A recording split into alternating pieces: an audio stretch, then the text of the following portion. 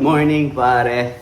Kahit hindi masyadong kagandahan ng panahon dahil makulimlim, kailangan lumabas pa rin.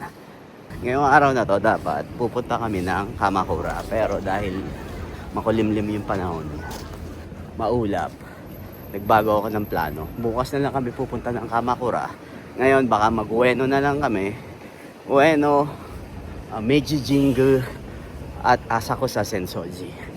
Tatagpuin namin si Tatang. Si Tatang doon natulog sa bahay niya. At magkikita na lang kami doon sa harapan ng Skytree. Na yan lang sa kalikuran ko. Ngayon ay 7:46 in the morning. Na mukhang alas 5 ng hapon dahil sa sobrang kulimlim ng panahon, maulap.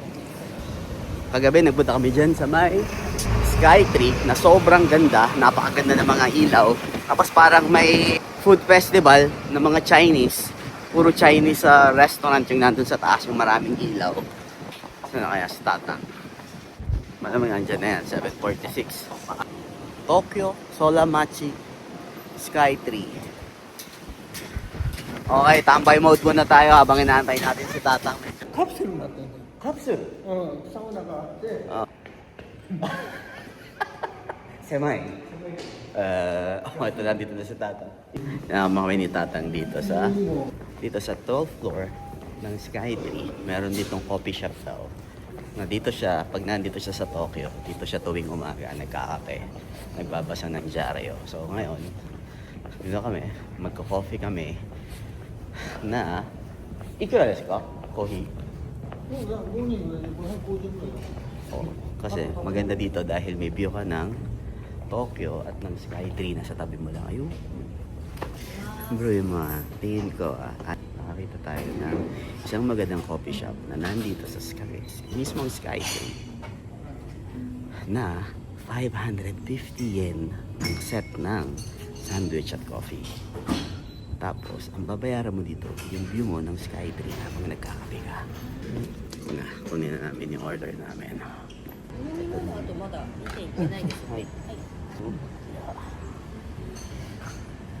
Ito na yung aming sandwich. Kasama sa morning set, breakfast set na 550 yen. Nagulat ako sa presyo, sobrang mura nito.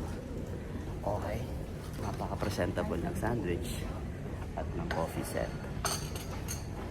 Tapos ayun yung view mo sa harapan ng kapag nagkakape ka. Tara, kape na tayo. Tarahin na natin itong ham and cheese sandwich.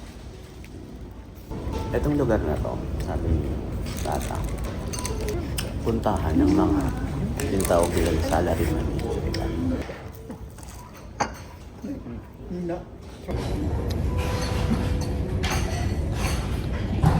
Kagandahan pa sa lugar na to, parang Starbucks. Walang limit ang oras. Dito, sabi ni Tato, from 7 o'clock hanggang tanghali, kahit magbabad ka dito, mag-internet ka, mag-sightseeing ka,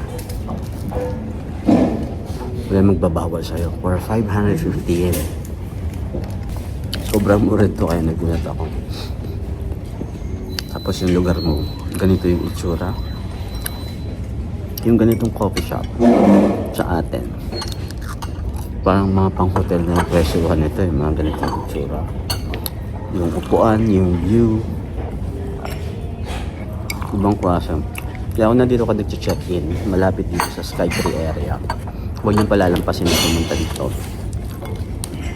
O kahit ba malayo kayo dito. Pwede kayo mag-drop by dito para magkape. Yung sandwich, napakasimple. Ham, tomato, lettuce, tapos may melted cheese. Sobrang sarap. Ngayon, relax lang kami after namin kumain. Kami ng Ueno, ng Asakusa.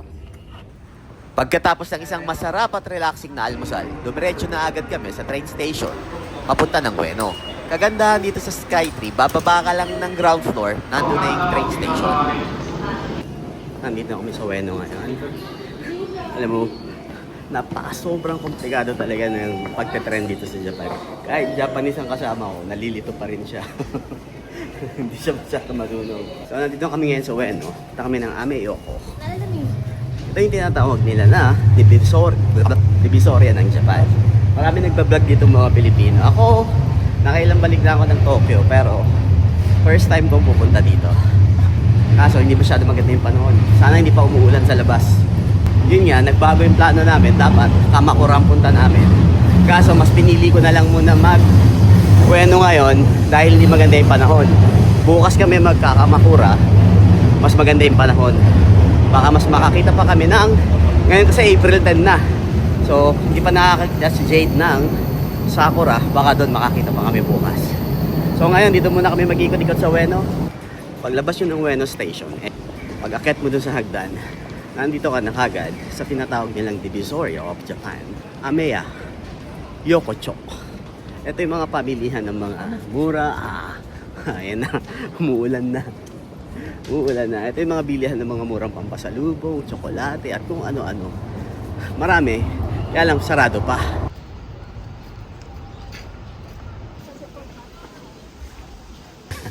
Nagsasakura hunting kami.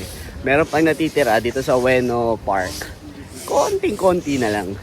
Yan, may natitira pang sakura. Latak na lang. Tadong kagandahan yung mga sakura tree. Talagang may nagpipicture pa rin. Lalo na yung mga first time na makakita niyan. Siguro meron pa naman sa banda dun. Dun. Sa bandang unahan. Meron pa. So ikot-ikot pa tayo. Makakita pa tayo niyan. Hip yung hangin. Nalulugas na yung mga dahon ng sakura. Yan, ang dami na sa hegnog. So siguro ito na yung last week nang makakakita ka ng sakura kasi halos wala na talaga. Nagpapalit na yung mga dahon niya. Yung dahon niya, green na lahat. Akalahati. May natitira pang konti. Yun nga, latak.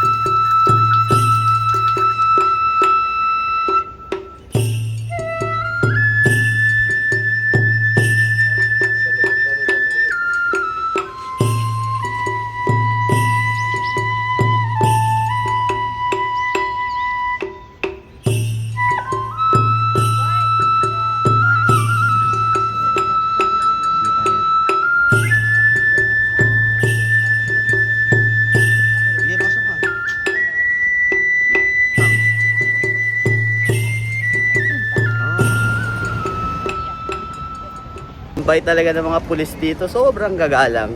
Ayun, nadaan kami sa police station. Binigyan pa kami ng pangsabit sa kotse. For safety daw kapag ka nagdadrive. So ngayon, napunta kami ng ulan, umaambon-ambon na. Kaya ito, nagmamadali na kami pumunta sa train station. Hindi masyado madami ngayon tao kasi siguro dahil sa panahon, ang dami pa mga tindahan na sarado. Dito kami ngayon sa mga seafood area. Pero dito, halo-halo din naman eh. May seafood, may mga restaurant, may mga ayan, mga iba-ibang pagkain. Peking duck. So ngayon, balik na kami dun sa train station. Sakay tayo ng subway, papunta ng Asakusa.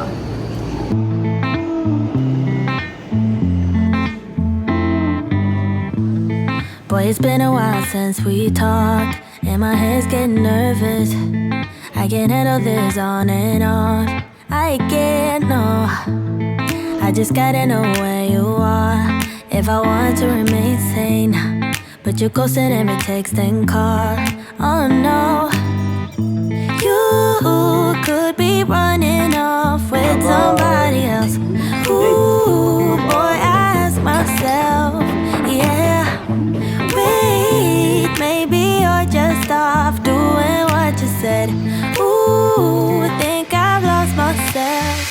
Tell me what's the hold up, baby. Tell me why your phone's off lately. Sa ngayon, sa Pilipinas, marami nagpapasabay ng mga ganito, mga sunblock dahil sa sobrang init daw ngayon sa Pilipinas para ka nililitsyon. So may mga kaibigan tayo nagpapasabay na bumili ng sunblock. Kaya dito tayo ngayon. Katulad nitong Binyure ng Aquarich na to na 879 plus tax. Kapagod magpumili doon, daming tao. I've been staring at my phone too long. Feel my eyes getting tired. And the battery is long, long gone. Oh no, no. There is something you're not telling me, but I can't wrap my head around it. Ay, nahanap ito. You said you and I were meant to be last week. You could be. Andito kami ngayon. Starbucks, 30th floor. Ito na yata ang pinakamataas na Starbucks na makikita mo dito sa Tokyo. Na meron ding isang pinakamagandang view. Bibili kami ngayon para makapag-relax-relax muna after na maghapong lakaran. What's the hold up, baby? Tell me why your phone's off lately. I don't wanna go all crazy, but I think I'm losing it. Tell me where your heart is. So buti na lang, nakachempo ako ng upuan, pero napakahirap kumuha ng bakanteng upuan. Kasi nga naman, bakit ka namang hindi mahihirapang kumanap ng bakanteng upuan dito? Dahil sa ganda ng view. Ayan ang view mo habang nagkakape ka. Ito ang the best na pahinga pagkatapos na maghapong lakaran. Mag-Starbucks ka dito, tapos ang view mo, si sky view yung sa harapan na yun. Tell me what's the hold up, baby? Tell me why your phone's off lately. I don't wanna go all crazy, but I think I'm losing it. Tapos na kami magkape. Dito ka natatapusin ang video na to, pero hindi pa dito natatapos ang ating Tokyo Adventure. Dahil pangalawang araw pa lang natin to, meron pa tayong Osaka, Kyoto, at Nara. Bye!